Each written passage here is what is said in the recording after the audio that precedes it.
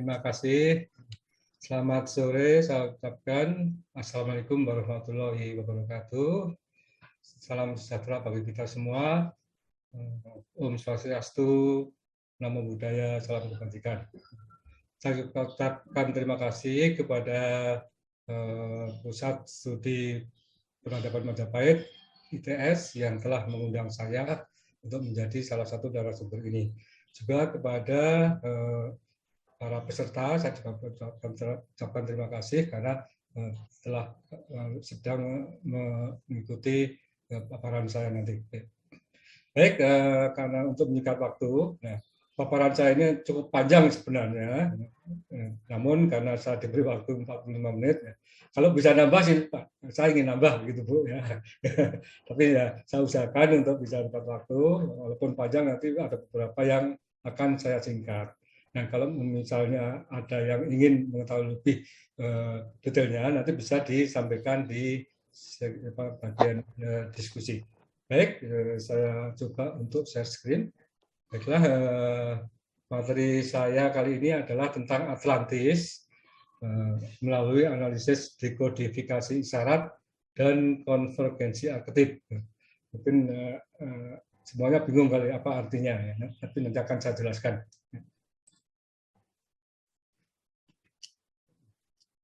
Legenda Atlantis. Jadi Atlantis itu sebuah legenda. Adalah sebuah legenda tentang suatu peradaban yang hancur 11.600 tahun lalu.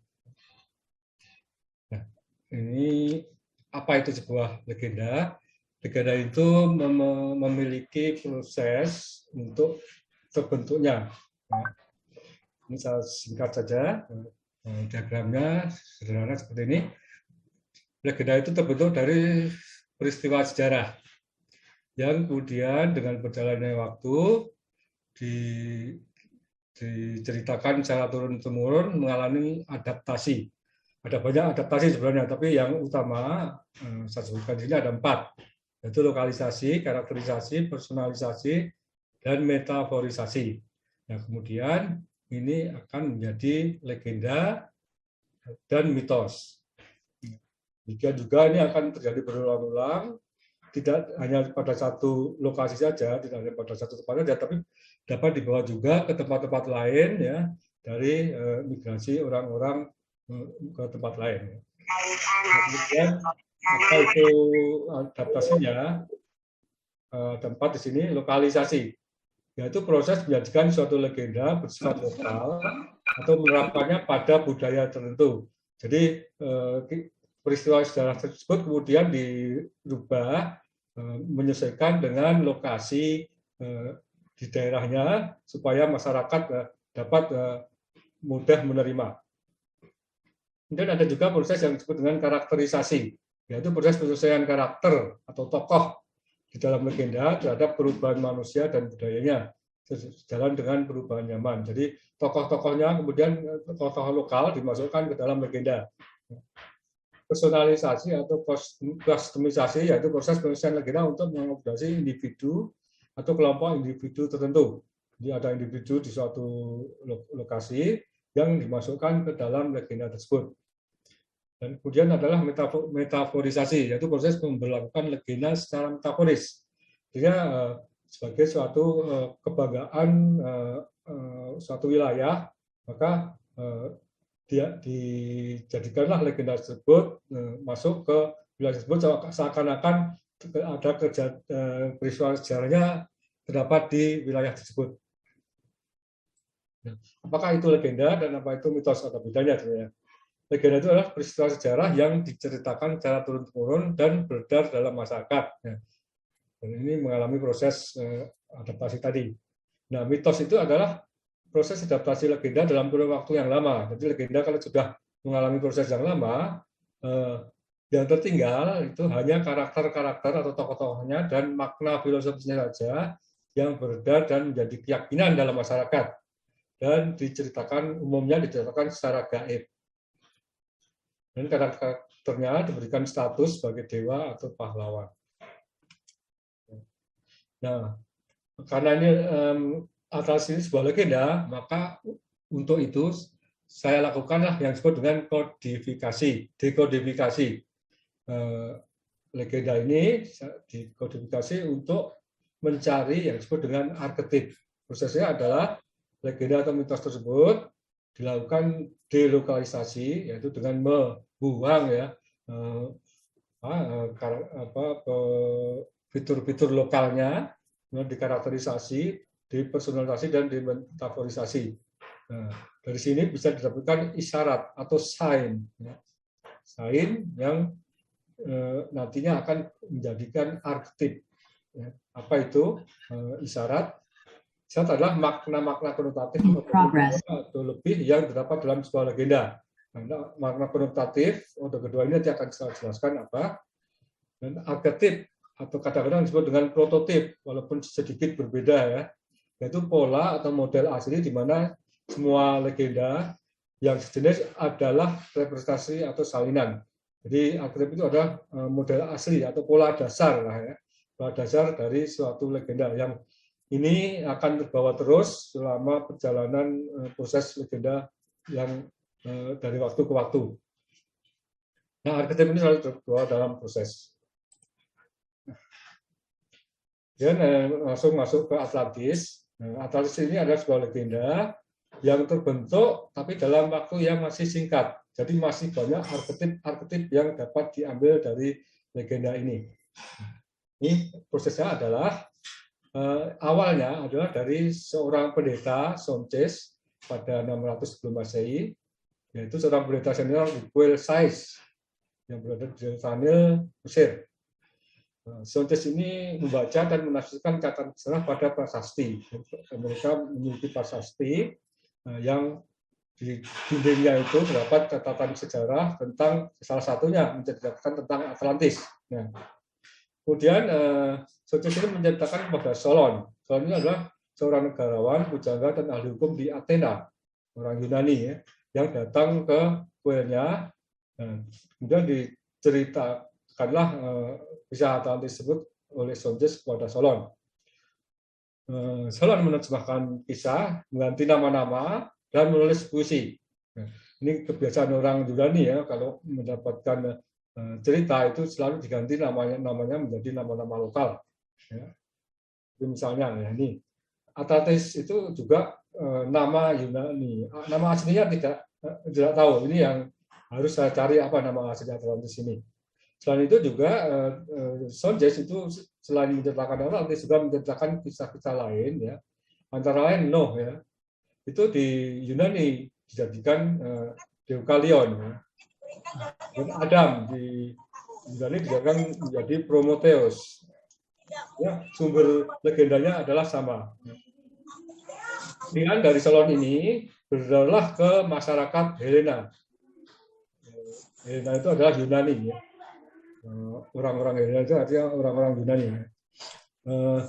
Di antaranya adalah yang masyarakat, tokoh masyarakat yang penting adalah Dropidas, yaitu saudara jauh dan teman dekat Solon. Nah, ini Dropidas ini adalah memiliki keturunan yang namanya Kritias I, ya, keturunan Dropidas yang masih menyimpan karya Solon dan nama-nama asli dalam kisah.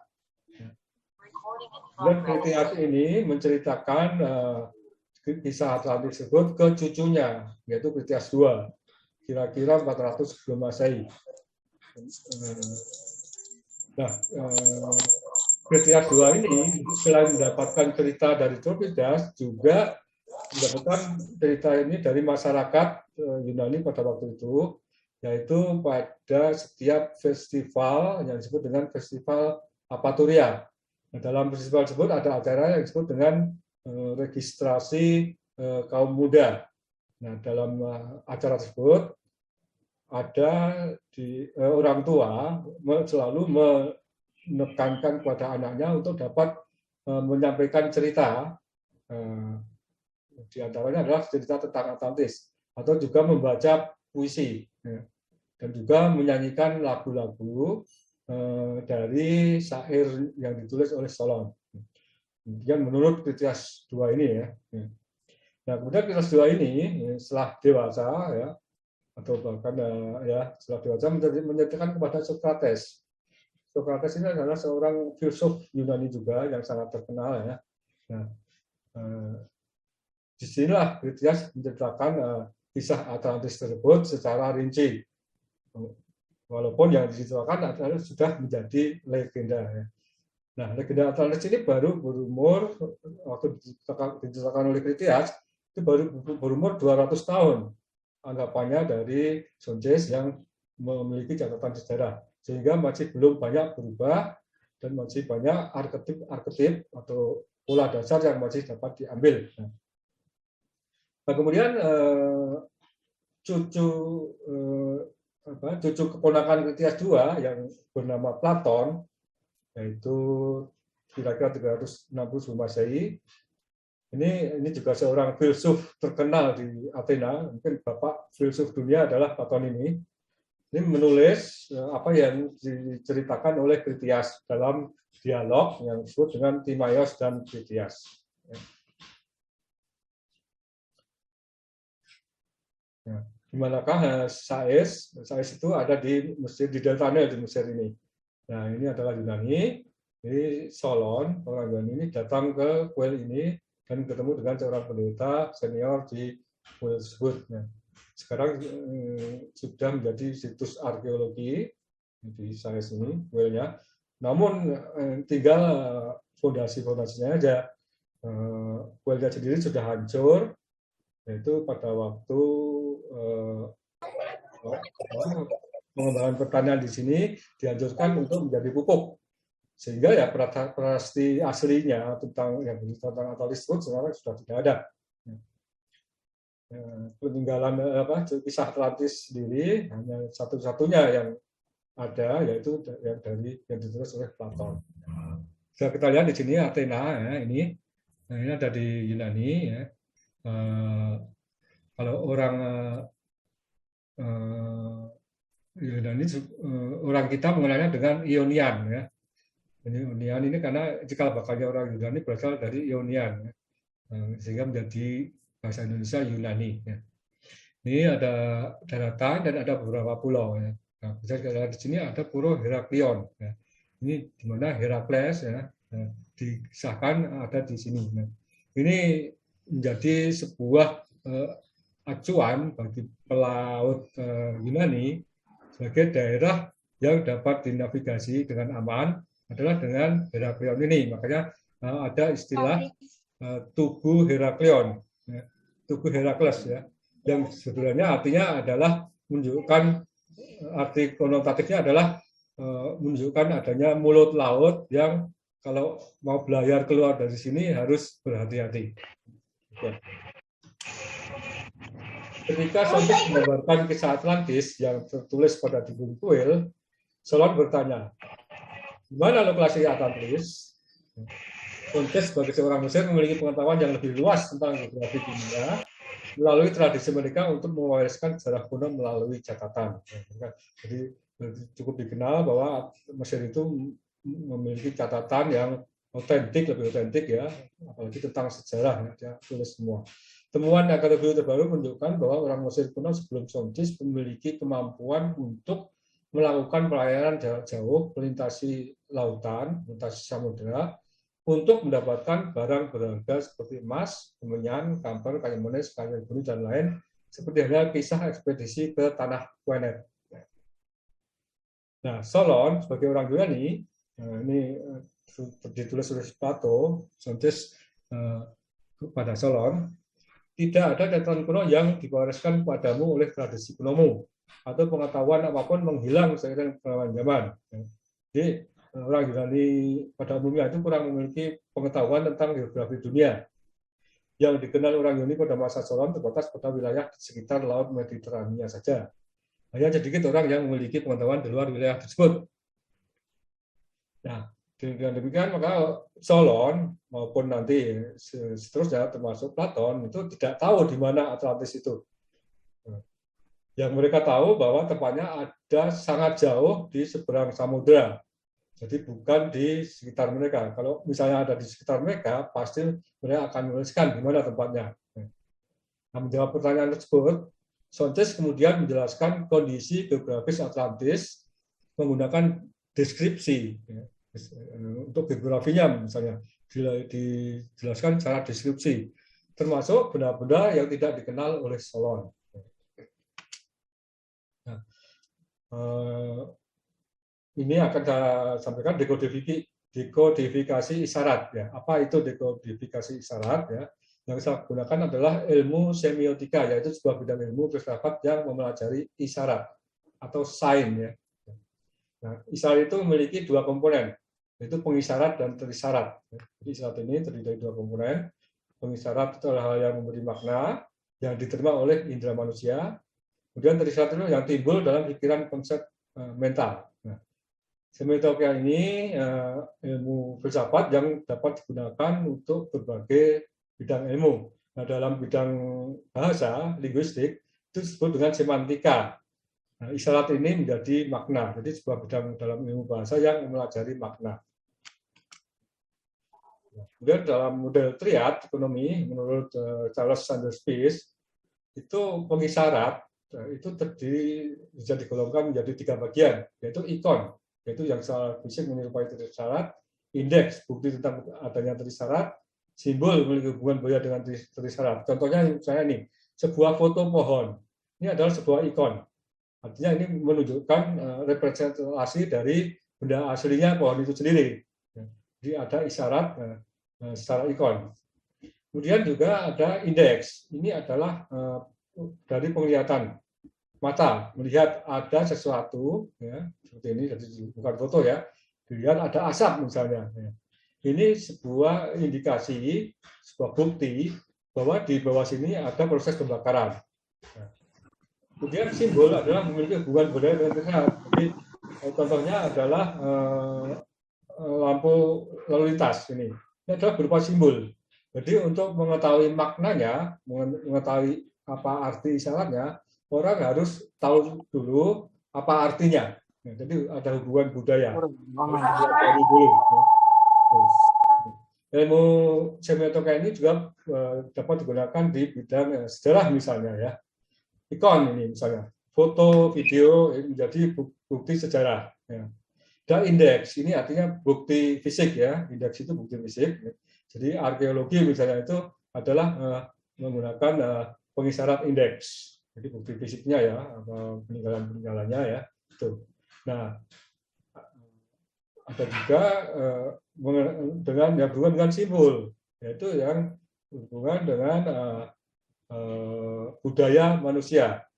Misalnya adalah mempelajari bukti-bukti tekstual, ya, prasasti misalnya, itu juga menggunakan pengisyarat simbol. Baik, nah, dalam ilmu bahasa yang disebut dengan semantika, ya, ini isyarat itu adalah makna, makna dari bahasa. Di sini saya ganti, yaitu menjadi pemakna, termakna. Ya. Istilahnya yang dimaksud adalah sama. Nah, saya menekankan kepada pengisyarat simbol saja, ya, karena inilah yang akan saya gunakan dalam menganalisis teks Atlantis. Nah, menurut Roland Barthes, ya, pengisyarat simbol itu sebagai pemakna itu terbagi menjadi beberapa order. Order pertama atau disebut dengan bahasa itu ada dua macam, yaitu denotatif dan konotatif. Denotatif adalah makna kata di dalam kamus, dan konotatif adalah asosiasi emosional dan imajinatif yang melingkupi sebuah kata. Ini adalah order pertamanya. Nah, order konotatif ini memiliki order berikutnya, yaitu kedua dan seterusnya, atau yang disebut dengan metabahasa. Ini terdiri dari mitos. Ya. Ini mitos yang menurut Barthes ini bukan mitos yang berada di masyarakat, tapi asosiasi simbolik yang disepakati secara sosial dan diterima secara luas. Ya.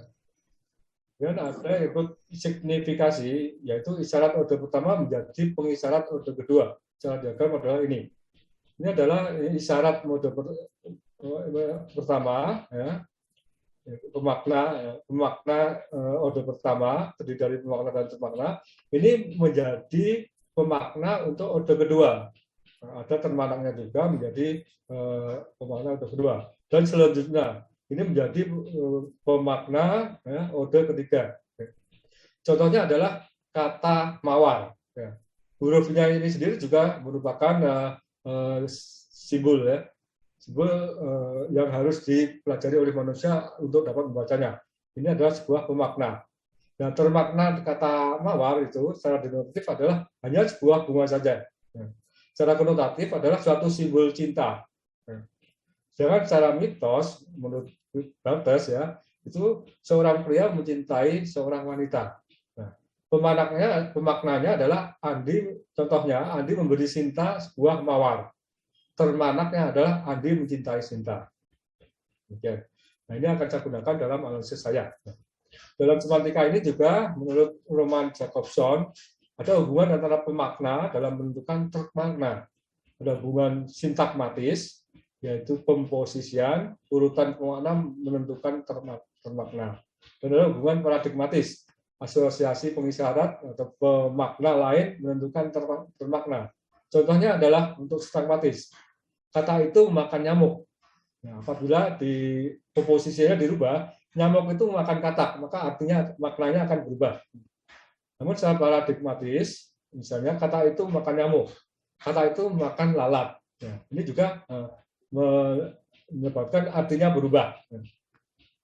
Nah, ada analisis sintakmatis, yaitu analisis struktur tematis dalam teks. Tadi strukturnya dirubah-ubah. Ya. Ada juga analisis paradigmatis.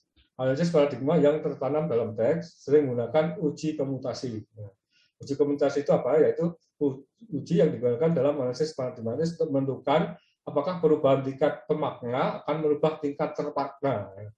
Contoh uji komutasi adalah ini, ada kalimat, orang itu memukul si anak.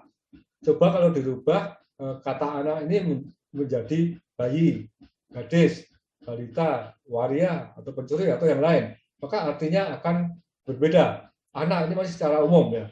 Tapi kalau orang itu memukul bayi, tentunya konotasinya akan berbeda. Ya. Memukul gadis, atau balita, ya. Atau waria, atau pencuri, konotasinya akan berbeda. Konotasi emosional orang itu akan berbeda. Nah, pragmatika adalah studi bagaimana konteks memberikan makna. Makna ini berasal dari konteks. Ini adalah suatu tentang bagaimana aspek literal dan neutral dari makna linguistik yang dikomunikasikan ditentukan oleh prinsip-prinsip yang mengacu pada konteks fisik atau sosial, diartikan secara luas di mana bahasa digunakan. Bagi contoh ini, contoh gampangnya adalah lampu hijau. Nah, ini sebuah frase ya. Itu dapat berarti secara pragmatika itu ruangan yang memiliki pencahayaan berwarna hijau. Nah, ruanganmu ada lampu hijau misalnya. Lampu hijau, maka ruangan itu berwarna hijau. Atau mengemudi melalui sinyal lalu lintas yang berwarna hijau. Atau harus melanjutkan mengemudi pada saat lampu lintasannya berwarna hijau. Atau sumber cahaya yang memancarkan warna hijau, atau lampu itu sendiri yang berwarna hijau. Atau yang lebih luas lagi adalah sebuah isyarat bahwa proposal akan disetujui. Ini adalah analisis pragmatika. Nah, semua analisis ini akan saya gunakan dalam mempelajari teksnya Platon tentang Atlantis. Nah, arketip yang sudah saya dapatkan dari kisah Atlantis tersebut, saya modelkan. Nah, ini sebuah analogi ya dalam arkeologi.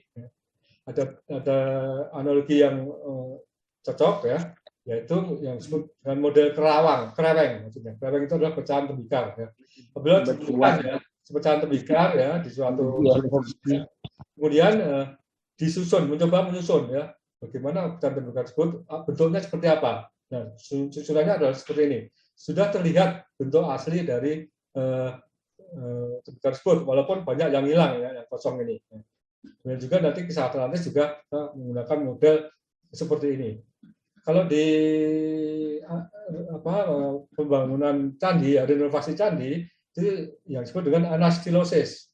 Itu runtuhan batu ini mencoba disusun di otak-atik ya susunannya sehingga menjadi dapat terlihat bentuk candi aslinya ya.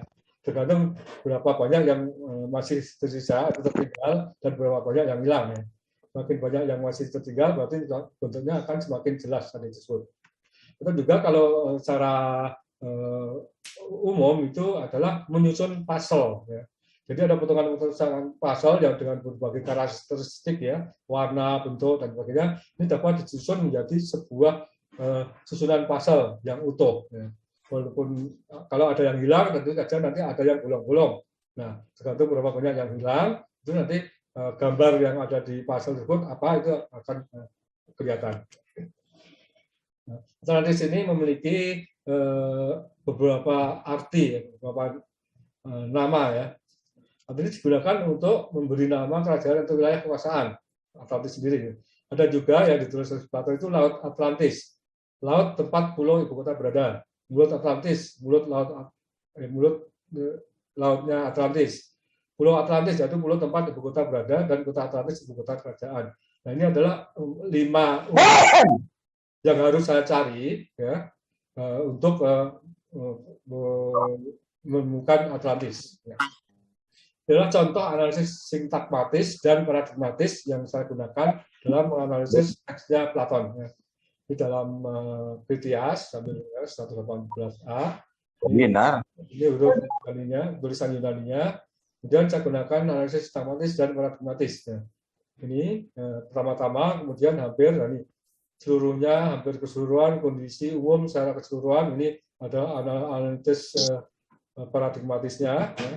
Dan tata letak, jenah, lanskap, topograsi, dan sebagainya. Ini menunjukkan bagaimana kondisi geografi Atlantis, ya, bahwa di bagian yang dekat samudra itu adalah tinggi dan terjal, artinya adalah bergunung-gunung. Kalau di Sundalandia itu ketika pulau-pulau ini masih bergabung, itu adalah gunung-gunung di Jawa dan Sumatera. Tentu ada dalam teks narasi itu pada banyak petunjuk kontekstual atau konteks, yaitu petunjuk atau clues yang terdapat dalam teks, kalimat, alinea atau bagiannya, yang pembaca dapat gunakan untuk memahami arti kata-kata baru atau asing. Karena Solon itu tidak mengenal apa yang ada di Atlantis, maka Pendeta Soncés menggunakan konteks clues, petunjuk kontekstual. Nah, ini dapat dibaca dari teksnya sehingga dapat disaring mana petunjuk kontekstualnya. Nah, Platon menulis banyak petunjuk kontekstual dalam narasinya karena Platon mengutip dari karya Solon yang merupakan interpretasi dan deskripsi pendeta Mesir Soncés. Jadi hanya kutipan ya, walaupun sudah menjadi legenda ya. Jadi sebagian masih ada yang terbawa. Benda-benda yang digambarkan tidak dikenal oleh orang Yunani kuno yang umum. Ya, maka tulislah petunjuk kontekstualnya. Nama-nama dalam kisah diubah untuk memudahkan orang Yunani kuno memahami. Nah, nama-namanya itu dirubah dan kebiasaan orang Yunani adalah merubah nama-nama tokoh maupun nama tempat ya. Dan juga mengalami proses-proses 4 tadi ya, delokasi, delokasi. Contoh yang jelas untuk delokasi adalah dimasukkannya kota Aten ke dalam kisah Atlantis. Ya. Nah, sebenarnya bukan aslinya bukan Aten, tapi karena yang diketahui oleh masyarakat Yunani adalah kota Athena. Ya. Walaupun deskripsinya tidak cocok gambarannya dengan kota Aten. Jadi tetap deskripsinya tetap diambil yang aslinya, sehingga tidak cocok untuk menggambarkan kota Aten. Misalnya ya pada waktu sebelum tenggelam, sebelum permukaan air laut, Athena itu menjadi tanah yang subur, banyak pohon, ya, banyak flora fauna. Dan kemudian setelah tenggelam hanya menjadi tertinggal pulau-pulau kecil, tidak banyak pohon dan air banyak langsung mengalir ke laut. Nah, ini tidak sesuai dengan deskripsi kota Aten. Ini. Kemudian juga tentang dewa-dewa. Ada dewa Poseidon. Ya. Nah, di dalam teks Atlantis ini, Poseidon itu memiliki anak yang disebut dengan Atlas. Nah, ini juga sama sekali tidak sesuai dengan mitos Yunani. Atlas itu ya tidak ada hubungannya dengan Poseidon. Ini hanya pinjaman saja mengganti nama. Nah, di bawah ini ada beberapa nasional berjenis asing. Misalnya, yang memiliki kulit keras, airnya termasuk hidung, dalam makanan, dan menghasilkan minyak urapan. Nah, ini bisa kita artikan teks petunjuk kontekstualnya sebagai kelapa. Kemudian hasil bumi yang ditanam, dikeringkan menjadi makanan dan yang lainnya merupakan bahan makanan pokok, digolongkan dalam afto ya. Ini tulisan aslinya. Nah, ini dapat memberi makna padi atau jagung sebagai makanan pokok. Nah, analisis paradigma saya itu afto itu artinya adalah biji-bijian atau padi-padian. Konteks kedua adalah Orichalcum. Ini analisis saya adalah zirkon yang banyak terdapat di Pulau Kalimantan. Kemudian di bawah ini adalah untuk penamaan dari nama asing yang dirubah. Dewa Poseidon, dewa laut atau air, berdiri hukum, mengendari makhluk laut mitologis, dewa tertinggi di masa awal. Ini adalah sejajar dengan dewa Baruna di Nusantara. Dan Herakles adalah putra dewa tertinggi, kayaknya tidak senonoh. Ini sepadan dengan dewa Batara Kala di Nusantara. Nah, yang saya lakukan adalah dari teks Platon dan petunjuk kontekstualnya, ini sebagai pemakna ya. Ini saya lakukan analisis sintakmatis, yaitu signifikansi, analisis paradigmatis, termasuk uji komunikasi, dan analisis pragmatis. Dan jadilah termakna, atau termakna ini adalah arketipnya. Nah, referensi konteks fisik atau sosialnya, atau menurut Bates disebut dengan mitos, itu saya ambil dari berbagai macam ilmu ini ya, antropologi, arkeologi, sejarah, linguistik, biologi, genetika, pemetaan, dan sebagainya. Ini sebagai referensi, ya, sebagai referensi mitosnya. Nah, kalau dalam puzzle itu ada sebuah puzzle itu memiliki identitas, ya. Ada warna beserta sifatnya, bentuk dan ukuran potongan pengunci, objek apa yang nampak di sini, dan identitas potongan apa yang diharapkan untuk potongan yang berdekatan. Jadi di sini harusnya apa? Ya. Nah, identitas itu semangat sifat yang melekat pada pemakna. Potongan kunci adalah potongan-potongan yang seharusnya ditempatkan di sudut, di tepi, atau yang memiliki hubungan yang berdekatan. Ini adalah termakna orde kedua.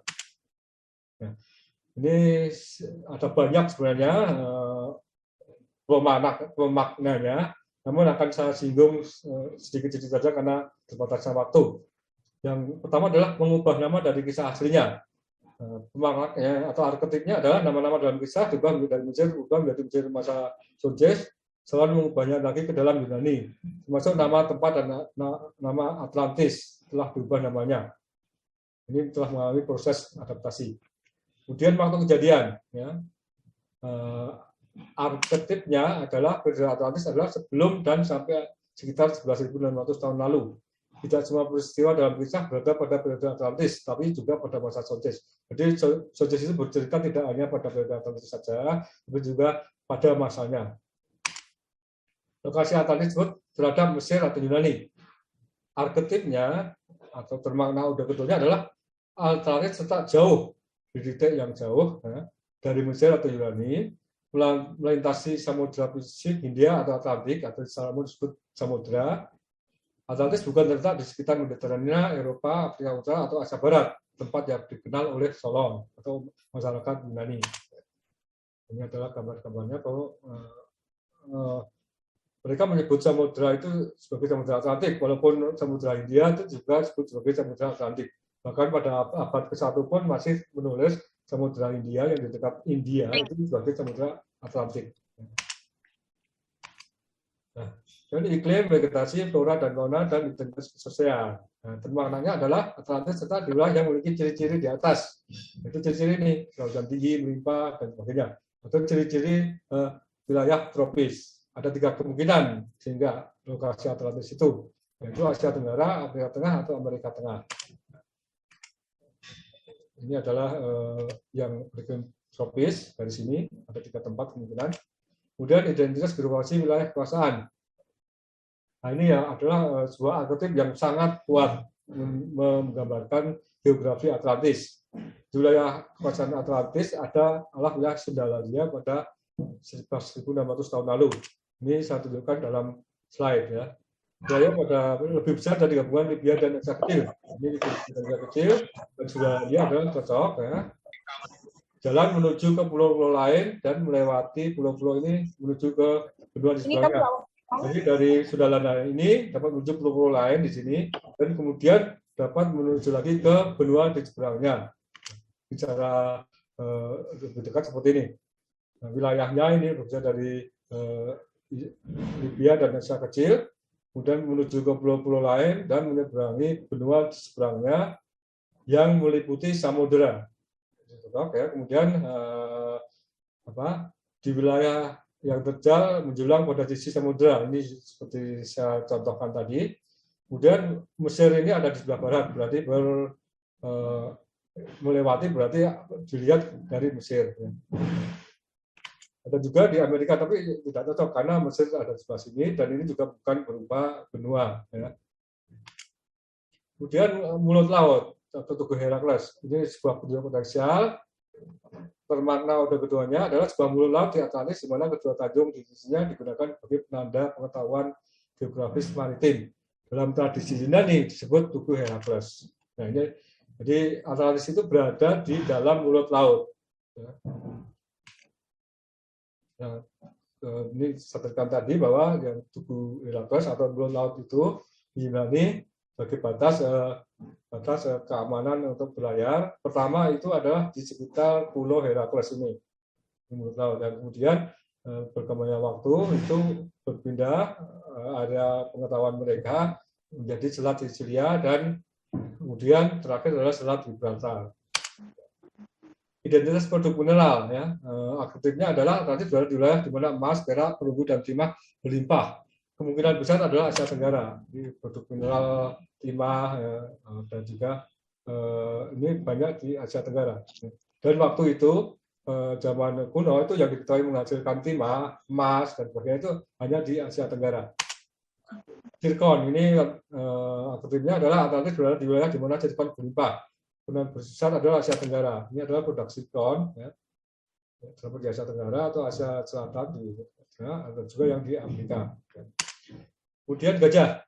Ini aktifnya adalah Atlantis berada di wilayah di mana terdapat banyak gajah. Di kawasan gajah di Asia atau Afrika. Ini adalah peta kawasan gajah. Jadi kemungkinannya hanya ada dua di sini, ya, atau di Asia. Kemudian tradisi pengorbanan kerbau atau banteng ini beragam bentuk potensial. Plato tidak mengenal kerbau, Plato tidak mengenal kerbau, tapi yang mereka tahu adalah banteng. Dan memang sedikit perbedaan antara kerbau dan banteng secara visual. Tradisi pengorbanan kerbau dapat berakar dari periode Atlantis. Nah, kalau kita lihat di Asia Tenggara dan Asia Selatan ada banyak tradisi pengorbanan kerbau. Kemudian kelapa, ya ini saya jelaskan tadi, ya, tunjuk kontekstual. Ya. Aktifnya adalah kelapa dibudidayakan di wilayah Atlantis pada masa Sontis. Jadi Sontis pada masanya itu menceritakan bahwa di wilayah Atlantis itu ada banyak kelapa. Ini sejarahnya memang kelapa itu berasal dari Asia Tenggara yang kemudian tersebar ke seluruh dunia. Kemudian biji-bijian sebagai makanan pokok. Ini juga bentuk kontekstual. Ya. Analisis saya menunjukkan bahwa yang dimaksud adalah padi. Padi dibudidayakan di wilayah Atlantis pada masa Sontis atau Solomit. Pada saat Sontis bercerita itu bercerita bahwa di wilayahnya sekarang ini ya, ada banyak padi dan makanan pokok mereka adalah padi, beras. Ini adalah produsen padi di dunia. Rempah, ya, ini juga petunjuk kontekstual. Ya. Rempah adalah produk dari wilayah Atlantis pada masa Sontis atau Solon. Kita ketahui bahwa rempah ini salah satu hasil bumi yang terkenal di Asia Tenggara sampai ke Eropa. Terumbu karang, nah, ini juga petunjuk kontekstual bahwa reruntuhan kota Atlantis tenggelam oleh kenaikan air laut pasca glasial dan tertutup oleh terumbu karang pada masa Sontis atau Solon. Ini daerah terumbu karang di seluruh dunia, dan terumbu karang ini cocok untuk daerah yang dangkal, daerah tropis hangat, ya. Nah, dari arketype tersebut, kemudian saya cari konvergensinya. Apakah arketype tersebut konvergen, ya? Yaitu dengan analisis konsiliensi atau konvergensi arketype. Ya. Konsiliensi atau konvergensi bukti atau konvergensi bukti dalam sains dan sejarah adalah suatu prinsip bahwa bukti dari sumber yang independen dan tidak terkait dapat menuju pada suatu kesimpulan yang kuat. Artinya ketika beberapa sumber bukti tersepakat atau konvergen, kesimpulannya bisa sangat kuat. Walaupun belum ada satupun sumber bukti yang secara keseluruhan sendiri. Ada satu sumber bukti yang sama sekali tidak kuat untuk membuktikan suatu hipotesis. Namun berdasarkan konvergensi, ternyata walaupun tidak kuat, bahkan tidak ada hubungannya, itu menjadi sebuah sumber bukti. Ya. Pengetahuan inilah yang paling mapan didukung oleh konvergensi bukti. Jika tidak, maka bukti tersebut relatif lemah dan kemungkinan besar tidak akan ada konsensus ilmiah yang kuat. Nah, kalau dalam penyusunan puzzle itu adalah meletakkan potongan-potongan kunci. Nah, itu ada potongan sudut, ya kita biasanya memasang sudut atau kemudian pinggirnya, ya yang berhubungan, ya. Dan juga potongan-potongan yang berdekatan yang memiliki pola yang menyambung. Ini disebut dengan dari syarat atau termakna orde ketiga. Ya. Nah, saya rangkumkan tadi pemakna kunci ini, saya rangkum lagi ya, sehingga dapat terintegrasi lokasi Atlantis dari waktu ya, daerah yang dihuni oleh manusia pada 11.600 tahun lalu. Nah, ternyata daerah Sundalandia sudah dihuni ya, bahkan semenjak 75.000 tahun yang lalu sudah dihuni oleh manusia. Kemudian lokasi Atlantis, daerah seberang lautan yang jauh dari Mesir atau Yunani, bukan di sekitar Mediterania, Eropa, Afrika Utara, atau Asia Barat. Ini jauh dari sana.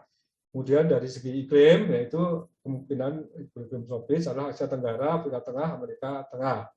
Dan juga wilayah Atlantis adalah wilayah sebelah ini yang paling kuat sekali. Wilayah Atlantis itu ada kemungkinan besar ada di Sundalandia atau Asia Tenggara. Dan di wilayah di mana emas, perak, turgu, timah, dan zirkon berlimpah. Yang dikenal sejak dulu adalah ada di Asia Tenggara. Tadi sebenarnya di mana gajah berlimpah, itu bisa di Asia atau di Afrika. Kemudian tradisi pengorbanan kebo, Asia Selatan, Asia Tenggara atau Asia Selatan. Kemudian kelapa, bisa Asia Tenggara, India, Pasifik, Amerika Tengah. Ya. Padi, ya bisa Asia Timur, Asia Selatan, Asia Tenggara. Rempah, Asia Tenggara. Terumbu karang, wilayah laut dengan perairan yang hangat, dangkal, jernih, cerah, dan beriak. Ya. Nah, dari pemakna kunci order kedua tersebut, kemudian kalau dijadikan konvergensinya, dijadikan konsolidasinya menjadi pemakna order ketiga, yaitu pengisyarat order kedua yang terintegrasi dan saling terkait, konsolidasi atau konvergensi adaptif, sehingga kemungkinan lokasi Atlantis itu hanya ada satu, yaitu ada di Sundalandia atau di Asia Tenggara. Nah, dengan demikian, satu pertanyaan yang saya cari adalah nama Atlantis, ya, itu adalah Sundalandia pada 11.600 tahun yang lalu atau sebelumnya. Baik. Nah, kemudian disusunlah arketip yang lain sebagai makna orde ketiga, sebagai makna penyambung, ya, atau menyusun pasal-pasal yang lebih yang bisa dimasukkan setelah pasal kuncinya terpasang. Nah, hingga akhirnya nanti akan terdapat konstelasi menyeluruh atau konvergensi arketipnya menyeluruh. Sebagai contoh dalam diagram ini terdapat saya buat sebuah diagram irisan, ya, terdiri dari banyak arketip. Ya. Ini salah satu arketipnya adalah banyak sekali gajah. Ya, ini kemudian ada di Afrika, kemudian di Afrika Tengah, Asia Selatan, atau Asia Tenggara. Kemudian arketip yang lain adalah dua musim, ya, atau iklim tropis. Itu hanya di Amerika Tengah, Afrika Tengah, atau Asia Tenggara. Nah, kemudian ini ada ratusan arketip yang susun, ya, semua ini menuju ke Asia Tenggara. Ini disebut dengan konvergensi. Saya jelaskan satu persatu secara singkat saja mengenai dataran, ya. Bahwa di atas itu ada sebuah dataran dengan deskripsi yang sangat rinci. Nah, dataran tersebut adalah dataran di Kalimantan di selatan pada periode Atlantis, di mana bagian selatannya sekarang tenggelam di bawah Laut Jawa. Jadi di sini, ya. Ada 3 alternatif, tapi yang saling sesuai dengan deskripsinya adalah yang berada di Kalimantan bagian selatan. datarannya. Sebagian sekarang ada di Laut Jawa. Deskripsinya sangat detail ya. Terus sistem saluran dalam saluran. Ya, ada sistem saluran yang deskripsinya cukup detail, termasuk ukuran-ukurannya. Arketipnya adalah sistem saluran di dataran Atlantis sebagai bagian merupakan sistem saluran yang ada di Kalimantan Selatan, yang sekarang disebut dengan sistem Anjir, dan sebagian lagi saat ini berada di bawah Laut Jawa. Ya. Ini adalah sistem saluran di Kalimantan sisi selatan ya. Saya lakukan juga analisis hidrolika bahwa sesuai yang dikatakan oleh Plato secara hidrolika itu sama dengan hidrolika sungai-sungai di Kalimantan Tengah ya, Kalimantan sisi selatan ya, cocok. Berdasarkan hukum energinya. Laut Atlantis dan mulut Laut Atlantis. Ya, pemaknanya adalah Laut Atlantis adalah laut yang memiliki mulut laut di Sundalandia pada periode Atlantis dan sekarang menjadi Laut Jawa. Nah, ini Laut Jawa ini berhubungnya adalah masih berupa teluk ya, laut yang tertutup yang memiliki laut. Ya. Dan ini hanya ada satu-satunya di Asia Tenggara. Atlantis sendiri berada di dalam laut. Berada di dalam mulut laut ya, di dekat dataran ya. Nah, Pulau Atlantis ini aktifnya adalah Pulau Atlantis kemungkinan besar adalah sebuah pulau di Laut Atlantis di Selandia pada periode Atlantis yang sekarang berada di bawah Laut Jawa. Ini jadi di sini ya, di bagian disebutkan ada di bagian selatan dataran ya, kemudian ada di dalam mulut laut ya, dan di dekat datarannya. Nah, kota Atlantis ini termaknanya adalah kota Atlantis berada di Pulau Atlantis, di Laut Atlantis, di depan mulut Laut Atlantis, di Selandia pada periode Atlantis, yang sekarang berada di bawah Laut Jawa. Nih, jadi kira-kira ada di sekitar sini. Nah, kota itu memiliki gambaran kota Atlantis pada periode Atlantis seperti yang dijelaskan oleh pengisyarat. Ya. Jadi gambarannya adalah seperti ini. Ya.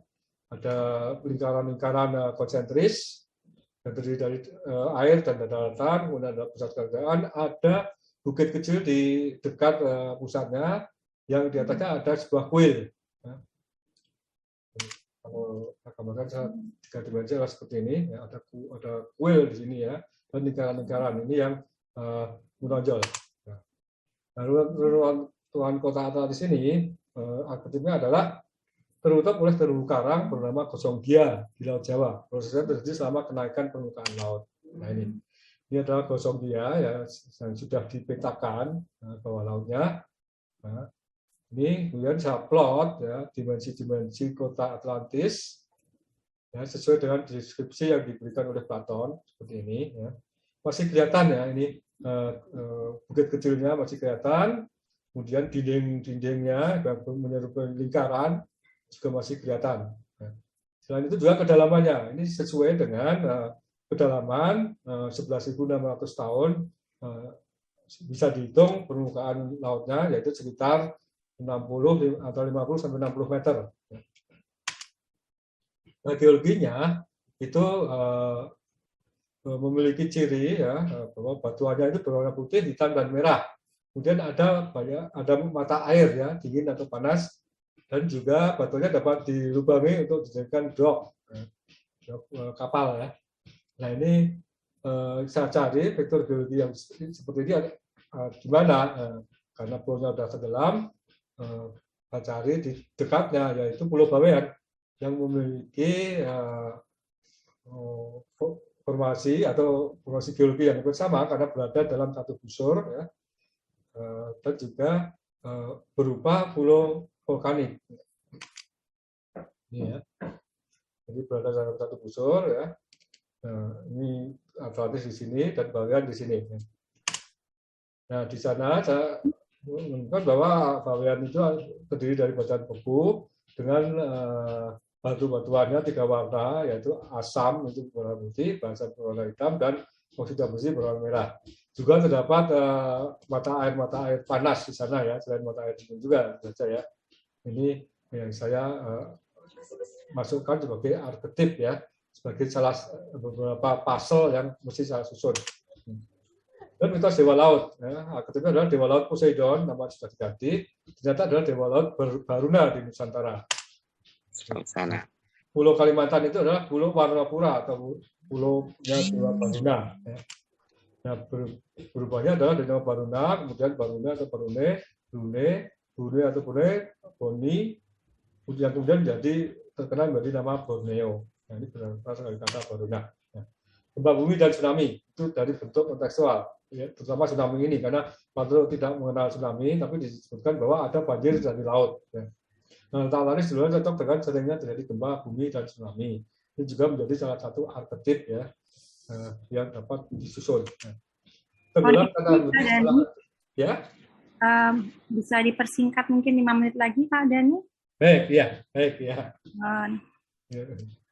Tenggelam Atlantis setelah hancur. Ya, ini arketipnya adalah Pulau Atlantis tenggelam tanpa henti karena kenaikan laut pasca glasial. Pada saat yang sama terbentuklah terumbu karang yang sekarang dinamakan Kosongia. Ya. Kuda juga merupakan salah satu bukti bahwa di Atlantis ada kuda, berada di wilayah di mana kuda digunakan oleh orang. Nah, setelah saya kumpulkan data ini ternyata banyak lukisan gua yang menggambarkan kuda di Asia Tenggara. Perkiraan umurnya adalah lebih dari 10.000 tahun. Lumba-lumba juga ya, bahwa di sini banyak lumba-lumba. Kopi, ya ini sejarahnya sangat membingungkan kalau kita baca ya, bahwa kopi itu diisukan bukan berasal dari Indonesia, tapi karena petunjuk kontekstual ini bahwa pada masa Solon itu kopi sudah ada di Indonesia, sehingga kopi adalah merupakan produk sebenarnya pada masa Sonsis. Dan memang dari peninggalan arkeologi itu memang kopi itu sudah lama berada di Indonesia. Ya. Di antara lain ada prasasti, ada juga di dalam peripih ya itu sudah ditemukan kopi dan juga legenda-legenda masyarakat di seluruh Nusantara. Tapi juga demikian, tapi hanya ada di Asia Tenggara. Kisah nyata. Nah, atas ini ditulis beberapa kali oleh Platon sebagai sebuah kisah nyata atau sebuah. Waktu kamu melempar apa, Dit? Ya Pak. Kenapa Atlantis dianggap sebagai kisah nyata atau bukan? Ya, karena tertulis dalam narasi bahwa Atlantis adalah kisah nyata.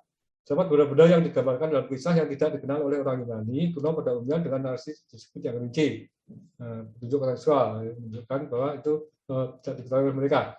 Banyak peneliti yang berusaha menemukan Atlantis tempat yang salah, kemudian menganggapnya sebagai cerita fiksi. Ya. Kurangnya pemahaman terhadap sumber primer membuat pencarian di tempat yang salah. Dan juga karena penelitian tidak dilakukan secara komprehensif. Penelitian sebelumnya banyak menggunakan pseudoscience sehingga membuat Atlantis dianggap sebagai cerita fiksi. Terdapat distorsi dan penambahan cerita dalam cerita fiksi yang ditulis oleh orang lain di dalam novel, film dan sebagainya, serta oleh aliran gaib dan spiritual. Nah, dan masih banyak makna. Nah, kesimpulannya adalah bahwa penamaan Atlantis itu ya tadi Atlantis sendiri adalah Laut Atlantis adalah Laut Jawa. Laut Atlantis adalah sebuah mulut antara Madura dan Kalimantan. Pulau Atlantis adalah Pulau Jawa yang sekarang menjadi Kosongia, ya, dan kota Atlantis sendiri sebuah berada di Pulau Atlantis, ya, berada di Kosongia. Ya. Dan juga legenda sejenis, yaitu di Iran, ya, memiliki arketip yang hampir sama, kemudian di Tamil dan India, ya, dan juga di Mesir yang disebut dengan di Mesopotamia, ya, mirip dengan Atlantis. Di Mesir juga, ya, ini lebih detail mengenai terkait dengan Osiris, ya, atau Osiris, ya. Ternyata Osiris ini adalah kaum Asura, ya, yang berada di tersebar di seluruh dunia. Kaum Asura ini kemungkinan Atlantis ini adalah dihuni oleh kaum Asura, ya. Dan penelusuran saya bahwa nama asli Atlantis kemungkinan adalah Nusasura, ya. Ini karena terdapat dalam peta-peta dan artinya adalah Nusa, pulaunya kaum Asura. Nah, ini peta-peta lama ya, ini tidak teridentifikasi pulau apa. Karena pulau-pulau lain sudah dapat saya identifikasi.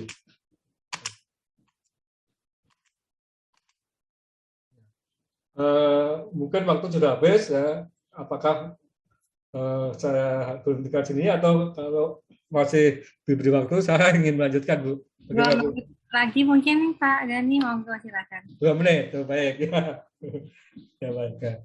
Pulau Bawean, ya, ini merupakan salah satu ya arketip dari Pulau Atlantis karena berada dalam busur geologi yang sama dan dekat dengan lokasi Pulau Atlantis ya. Tadi saya sebutkan bahwa di Pulau Bawan itu terdapat batu berwarna putih, hitam dan merah. Ya. Kemudian juga ada air panas. Ya. Saya sebutkan ya. Nah, saya beberapa kali diundang oleh masyarakat Bawean untuk menyampaikan presentasi tentang Atlantis. Ini pada tahun 2015 atau 16, ini 2017 atau 2018 ya. Sengaja diundang menikah. Dan juga beberapa kali masyarakat Bawean itu sengaja datang dari Bawean ke tempat saya untuk berdiskusi. Ya. Nah. Kota Atlantis ini memiliki posisi strategis, ya, yaitu ya dari peradaban berada dalam daerah di mana peradaban berkembang. Nah, ini peradaban itu berkembang di mana ada air, ya, karena transportasi pada waktu itu adalah melalui air dan juga kebutuhan untuk peradaban, berkembangnya peradaban itu adalah air, sehingga banyak terdapat di muara-muara sungai atau di tepi laut ya. Peradaban Atlantis itu berada di dalam daerah di mana peradaban berkembang di daerah ini ya. Dari segi transportasi laut, ombaknya tenang, dapat mencapai segala arah. Nah, karena ini tertutup ada mulut laut, sehingga ombak di sini tenang ya. Dan dapat mencapai ke segala arah keluar ya. Jadi menjadi tempat yang aman dan tenang ya. Transportasi sungai juga, di mana sungai-sungai besar bertemu. Ini bisa kita lihat bahwa terdapat sungai-sungai besar ya yang bertemu di sini. Sehingga mudah untuk mencapai berbagai arah ya. Juga secara geografi dapat mencapai dari segala arah ya. Jadi orang dari luar pun mudah untuk mencapai kota ini ya. Secara perekonomian dekat dengan dataran pertanian ya. Yaitu suplai bahan makan, kayu dan tambang. Ini adalah datarannya ya. Jadi ekonomi Atlantis ini tergantung dari dataran ini. Dan secara pertahanan ada di dalam laut yang tertutup dengan satu mulut laut ya. Suatu pertahanan yang bagus ya ini untuk serangan dari negara lain ya. Jadi ke waktu hampir habis kalau sebenarnya masih saya bahas tentang Kalimantan ya, tapi waktu sudah habis ya. Langsung saya menuju ke